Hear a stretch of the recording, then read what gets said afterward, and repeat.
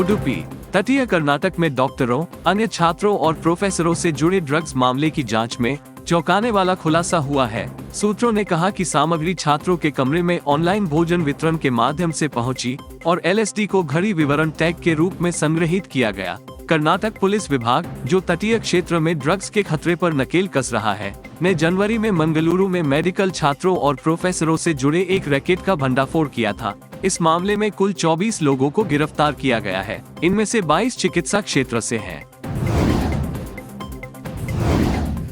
Bengaluru IPS D रूपा और IAS अधिकारी रोहिणी सिंधुरी के बीच आरोप प्रत्यारोप जारी है और रोहिणी सिंधुरी की अदालत ने रूपा को सोशल मीडिया पर व्यक्तिगत विचार और फोटो पोस्ट करने और मीडिया में व्यक्तिगत बयान देने से रोक दिया है। अदालत ने इस पर एकतरफा फैसला नहीं दिया और रूपा को आपत्ति दर्ज कराने का समय दिया और अगली सुनवाई 7 मार्च के लिए स्थगित कर दी।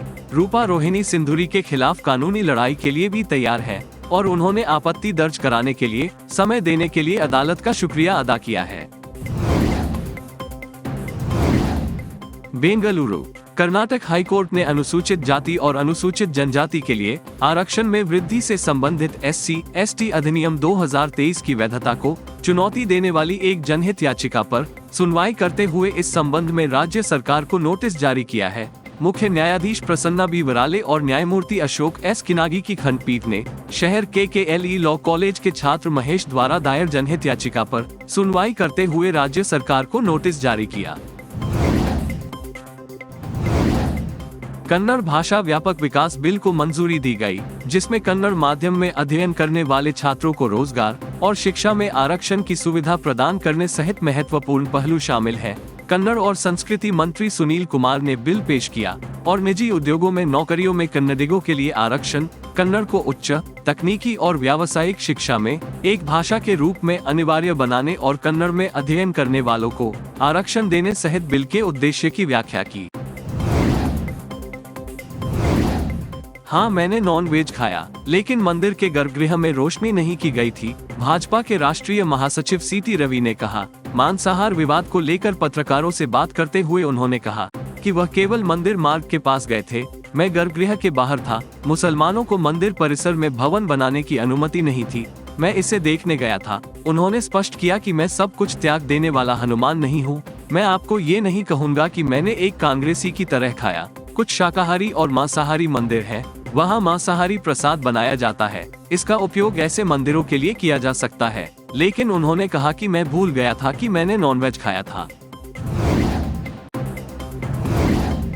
कर्नाटक कांग्रेस इकाई ने आज शुक्रवार को सत्ता में आने पर BPL कार्डधारक के परिवार के प्रत्येक सदस्य को 10 किलो मुफ्त चावल देने का वादा किया। प्रदेश अध्यक्ष DK शिवकुमार और विपक्ष के नेता सिद्धारमैया और अन्य वरिष्ठ नेताओं ने यहां पार्टी मुख्यालय में एक संयुक्त संवाददाता सम्मेलन में ये घोषणा की और पोस्टर भी जारी किए।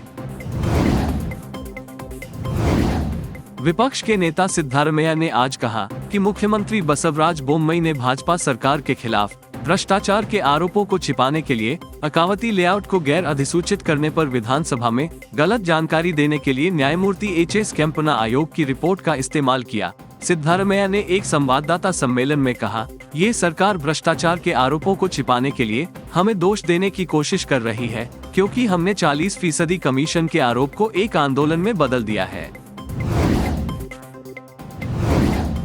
गदग रोना तालुक के सामाजिक कार्यकर्ता अनेकल दोदिया ने आम आदमी पार्टी के टिकट पर रोना विधानसभा क्षेत्र से चुनाव लड़ने का फैसला किया है। चरवाहों ने अनेकल का समर्थन किया और उनके चुनावी खर्च के लिए 300 भेड़ें भेंट की। कुछ किसानों ने दोदिया को 25,000 रुपये दिए। दोदिया ने कहा कि मैं एक सामाजिक कार्यकर्ता हूं और इस बार मैंने रोना में आप उम्मीदवार के रूप में चुनाव लड़ने का फैसला किया है और मैं सभी चरवाहों के योगदान के लिए आभारी हूं।